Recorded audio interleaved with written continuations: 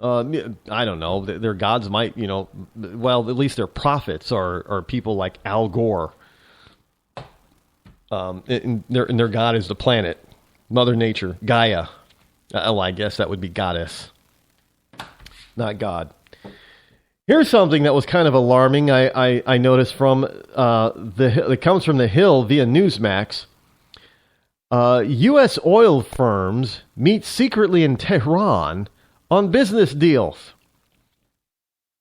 Now, before I get into this, you have to understand that these companies cannot meet in secret with Tehran because it wouldn't really matter what their secret meetings would entail and how they would come about if we had a strong administration that was standing strong against Tehran.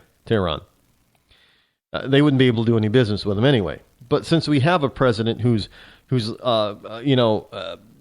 going to Tehran with open arms, in anticipation of lifted sanctions, the Iran is thinking that they're going to, in order to get this nuclear deal, they're going to, everybody's going to fall in line with lifting sanctions against them. This is what they're hoping for. This is what they believe is going to happen. And our president has already, pretty much said, yeah, well, we'll do that. Yeah, we can do that. As long as we can get a deal, we can do that. In anticipation of lifted sanctions, Iran has invited U.S. oil company heads and other investors to visit Tehran to discuss their mutual business interest. The Hill is reporting. Now, the country is interested in connecting with Western businesses as it offers massive crude oil reserves for the future. Now, the Hill noted that this is in a shroud of secrecy. Well, obviously, it's not that big of a secret, is it? If the Hill found out about it, and if Newsmax printed it, not that big of a secret. I'm going to say that this was something that really wasn't meant to be totally under the radar. Because, well, now you're going to get the... I'm surprised you're not having the left out. Now, think about this for a second. Think about the dichotomy in the total mental anguish of your typical liberal. Now, what do liberals hate? They hate big oil. Like, big oil, they're evil, mean, selfish, blah, they're terrible. Terrible. Oil is bad for the planet. Global warming, all that. Oil is terrible. But when it comes to, we should make peace, but they're also thinking, the left, liberal, we should make peace with Iran. If we're only nice to them, they'll be nice to us, and all this terrorism would fade away, and things would be great.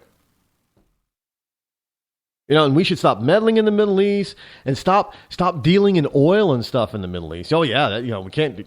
They don't. If it wasn't all about oil, we wouldn't be there, and we wouldn't be screwing things up over there.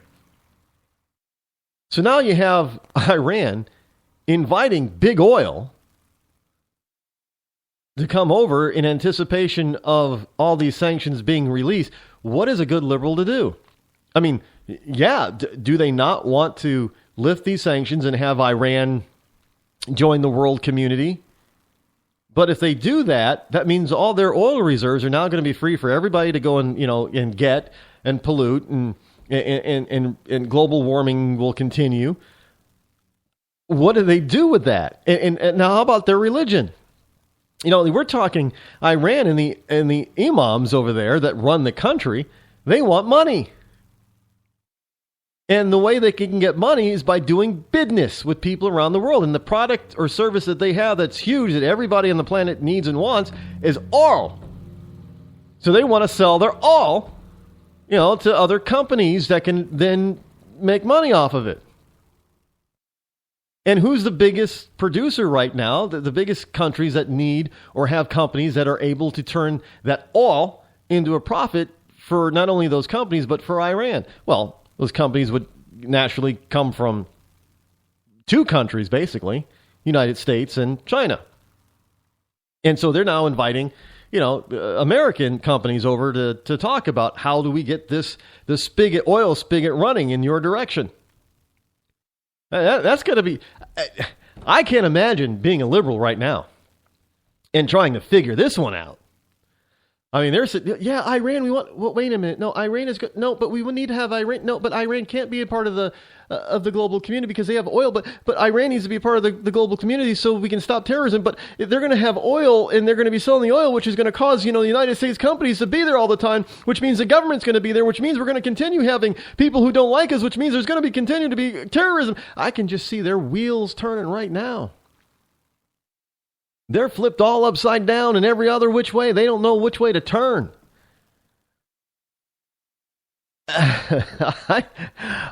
Look, the liberals have set this in motion. I don't know what they were thinking. Well, that's the whole point. They weren't thinking. But I don't know what they were thinking when they thought that if they were going to get Iran to play nice, that we had to play nice with Iran. Well, the only way to play nice for both sides is because Iran wants to sell their oil. Because they don't need it. They produce too much of it. They have a ton of it, kind of like the United States with natural gas. We can't possibly use all that we're pumping out of the ground right now. So we're selling it off. We're becoming the Saudi Arabia of natural gas. So this whole notion that Iran is going to be nice and they're going to play nice, but it can't happen without there being some sort of cooperation and collaboration from the West. And that means in order for there to be collaboration and cooperation, Iran has to have something to offer. The only thing there's two things Iran has to offer as an export in order to lift sanctions. They've only got two exports: oil and terrorism. That's it. So the whole notion that the left thinks that they're going to play nice if we lift sanctions, again, that's a form of religion. They have this faith in that, but it's not going to happen. They're not going to play nice. They've already said they're not going to play nice, that their way of life is the master way, and that they need to get rid of Israel. And the way they're going to get rid of Israel is if they build, nuclear weapons, and the way they're going to be able to afford to build nuclear weapons is if they sell us oil. And in order for us to buy the oil, we've got to be able to refine it and sell it and burn it. So I can just, these poor people, if nothing else, to be that bad in your head because you're a liberal, you're an idiotic liberal that cannot or does not think logically and does not base your thought process on fact and historical data, I don't understand how they get out of bed every day. I really don't. I do. Yes, I understand living in a fantasy world, but this is beyond that. They live beyond a fantasy type of lifestyle. I mean, it's full-blown denial. I don't know how anybody who's in full-blown denial can actually get up every morning and put their pants on and go about doing whatever they're going to do for the day. I mean, other than, sitting down and getting all toked up on an illegal drug, I can understand how they can be living in a fantasy world with that. But for those who don't partake of such things and are still liberal, I don't understand how they function. I mean, because what is happening in the world today is a blatant slap in their face. Take the gay issue. Hey, we're supposed to, everybody's supposed to treat gays just like straight people. They have the same rights as straight people, blah, blah, blah, and all this kind of yada, yada, yada. Gay this, gay that. But when it comes right down to it, they want to also protect Islam. Well, Islam is in direct conflict with gays. They still hang and behead gay people. So how do they reconcile that in their own minds? I mean, that goes beyond living in a fantasy world. Because even living in a fantasy world, there is bits and pieces of reality that creeps in. This goes far beyond that. I don't know what it's called when you live beyond a fantasy world. It's something deeper than I don't alternate universe, I guess. They're living in an alternate plane of existence. Because when you look at the left and all they say that they support, well, all that they say that they support is in direct conflict. Half of the stuff that they say that they believe in and they support is in direct conflict with the other half of what they say they believe and support. I mean, you can't be supportive of gays and Islam at the same time. They just don't go together. You can't be supportive of opening up Iran to the rest of the world and having all these companies want to go in and buy their oil. At the same time, you're against global warming. That's a direct conflict. You can't reconcile that. All of these things that they talk about, they cannot reconcile. Which is why I try to understand these people. I do understand them to a certain degree, but when it comes to them trying to reconcile, it's beyond living in a fantasy world. It really is. I mean, it cannot be anything other than an alternate plane of existence, because they're not living on this plane. They're living on some other plane that we don't know about yet. Hey, here's a news story. Judge eviscerates IRS lawyers for arguing they can discriminate based on viewpoints for 270 days. I kid you not. The IRS made an argument to the D.C. Circuit Court of Appeals on Monday. You're just hearing about this now. Back on Monday, that was so arrogant, so entitled, that the judges declared themselves shocked before they went ahead and eviscerated the IRS and the Justice Department during oral arguments in a case alleging the agency delayed the tax-exempt application of Z Street, a pro-Israel organization.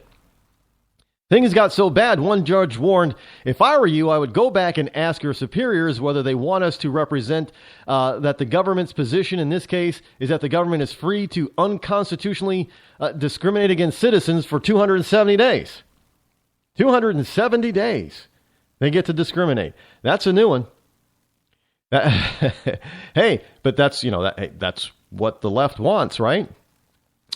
Because hey, you can't have those conservatives out there now. That's just not right. Can't have those conservatives running around believing they can do whatever they want. We have the right to discriminate, but a judge is saying, "Are you out of your living crazy freaking mind?" And when you got some judges in the D.C. Circuit Court in Washington, D.C. who are shocked by this argument, you probably got a problem. Well, folks, it's that time of night again. We are out of time. We will be back here tomorrow. So same bat time, same bat channel. See you then, folks. Have a wonderful night. I'm Rod Eccles. I'm out.